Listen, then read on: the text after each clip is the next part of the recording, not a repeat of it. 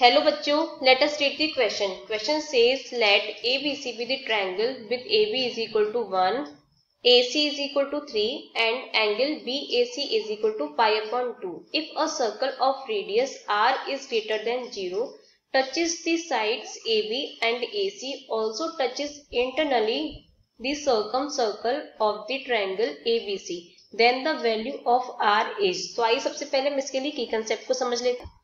की कंसेप्ट, तो इसके लिए की कंसेप्ट क्या हो जाएगा.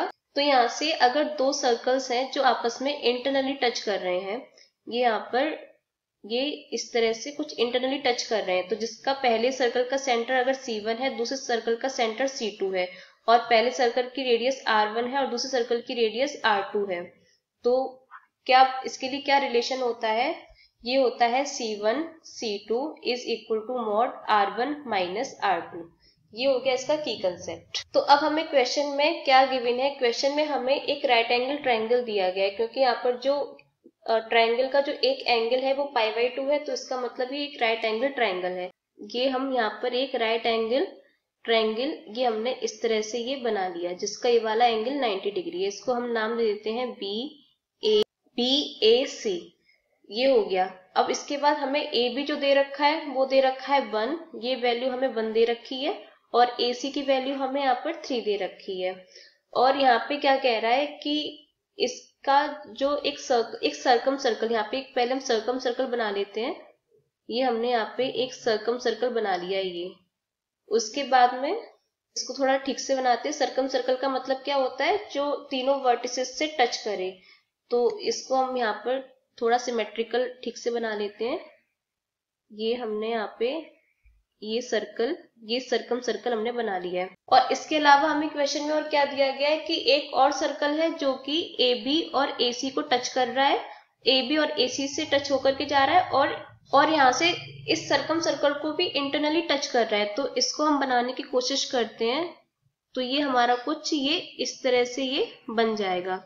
तो यहाँ से जो हमारा ग्रीन वाला सर्कल है उसके सेंटर को हम C1 मान लेते हैं, और जो ब्लू वाला सर्कल है उसके सेंटर को हम यहाँ पे इसे हम C2 मान लेते हैं. इसका जो सेंटर होगा, जिस ट्रायंगल का ये सर्कम सर्कल है, उस ट्रायंगल के ये हाइपोटेन्यूज का मिड पॉइंट होगा, ये होगा C2. तो यहाँ पे जो ये पॉइंट हो जाएगा वो क्या हो जाएगा, C पॉइंट. ये हमारा पूरा 3 है, तो ये 3,0 हो जाएगा, क्योंकि ये एक्स एक्सिस पे लाई कर रहा है. और ये हमारा B पॉइंट जो हो जाएगा वो हो जाएगा 0,1, क्योंकि ये बाई एक्सिस पर लाई कर रहा है, तो 0,1. तो यहाँ से हम एक काम करते हैं, जो सेंटर जो सर्कल C1 है ग्रीन वाला, उसकी रेडियस को हम मान लेते हैं R1 रेडियस. इसकी जो रेडियस होगी इसे हम ले लेते हैं यहाँ से ये R1, और जो सर्कल दूसरा वाला जो C2 सर्कल है जिसका सेंटर C2 है, उसकी रेडियस को हम मान लेते हैं यहाँ पर R2. ये हम इसकी ये रेडियस बोल देते हैं कहीं पर भी, ये R2 है. तो जो अब हमें पता है कि अगर कोई सर्कल एक्स एक्सिस और वाई एक्सिस दोनों से टच कर रहा है, तो उसकी जो रेडियस होगी वो उसका जो सेंटर होगा वो R, R होगा. ये रेडियस R और ये रेडियस R, तो इसका सेंटर कितना होगा, R, R होगा. तो इसका मतलब हम यहाँ पर लिख सकते हैं, जो ग्रीन वाला है C1, उसका जो सेंटर हो जाएगा वो R, R हो जाएगा. और उसके अलावा जो हमें C2 का अगर हमें सेंटर निकालना है, तो उसके लिए हम क्या करेंगे, B और C का जो हम मिड पॉइंट निकाल लेंगे वही हमारा सर्कल का सेंटर हो जाएगा. तो ये हो जाएगा, इसका फॉर्मूला होता है x is equal to x1 plus x2 upon 2 and y is equal to y1 plus y2 upon 2. तो यहाँ से ये हो जाएगा x1 प्लस x2. अगर हम 0,1 को 0,1 और यहाँ पे 3,0, इसे हम x1, इसे y1, इसे x2, इसे y2 ये मान लेते हैं. तो x1 प्लस x2 कितना हो जाएगा, ये हो जाएगा 3/2, और यहाँ पर y1 प्लस y2 अपॉन 2 ये हो जाएगा 1/2. तो C2 के जो सेंटर आ गया वो आ गया 3/2, 1/2. और हम R1 को R ले लेते हैं, और R2 को हम यहाँ पे कैलकुलेट कर सकते हैं. R2 क्या है, BC हो जाएगा. इसका जो डायमीटर है वो BC हो जाएगा. तो डायमीटर की आधी होती है रेडियस, तो हम पहले डायमीटर निकाल लेते हैं इसका, फिर उसका आधा कर देंगे. यहाँ से R2 निकालने के लिए पाइथागोरस थ्योरम का यूज कर लेते हैं. तो R2 हमारा क्या हो जाएगा, ये हो जाएगा यहाँ पे AB का स्क्वायर प्लस AC का स्क्वायर. तो यहाँ पे 1 का स्क्वायर प्लस 3 का स्क्वायर 9. तो R2 हमारा कितना आ गया है, ये ये हमारा भी डायमीटर चल रहा है, तो इसको हम अभी BC ही बोल देते हैं। ये BC हमारा आ गया है √10।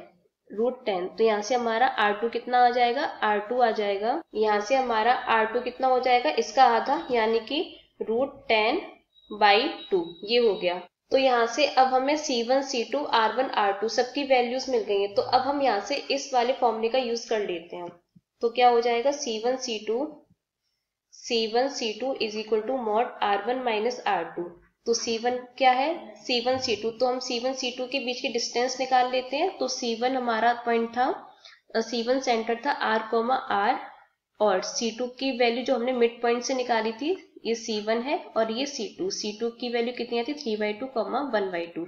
तो ये x1/1, ये x2/2। तो यहाँ से हम बीच की डिस्टेंस का फॉर्मूला लगाते हैं। तो ये हो जाएगा x2 माइनस x1 का होल स्क्वायर, यानी कि r माइनस 3/2 इसका होल स्क्वायर, प्लस यहाँ से r माइनस 1/2 का whole square is equal to, ये हो जाएगा R1 की वैल्यू r, और इसकी वैल्यू थी √10/2 R2 की वैल्यू। तो यहाँ से हम दोनों तरफ स्क्वायरिंग कर देंगे। तो ये क्या हो जाएगा, स्क्वायर से ये अंडर रूट कैंसिल हो जाएगा, और यहाँ पर इसका होल स्क्वायर ओपन करेंगे तो r² प्लस 9/4 माइनस का 3r प्लस r² प्लस 1/4, और ये माइनस का r इज इक्वल टू, यहाँ पर भी ओपन करेंगे, और यहाँ से इसका स्क्वायर ओपन करेंगे तो पॉजिटिव ही आएगा, तो मॉड लिखने की जरूरत नहीं है। तो ये हो जाएगा r² plus 10/4 minus √10 into r। तो यहाँ से हमारा एक r² कैंसिल हो रहा है, और यहाँ से 9/4 प्लस 1/4, ये कितना हो जाएगा, 10/4। तो 10/4 से, और ये पूरा 10/4 यहाँ पर कैंसिल हो ये पूरा यहाँ पर कैंसिल हो जाएगा।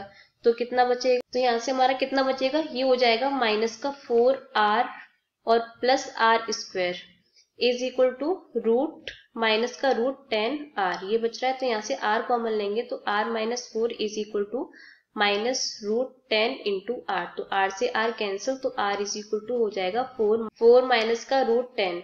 तो यहाँ से r is equal to 4 minus √10 की वैल्यू होती है 3.162।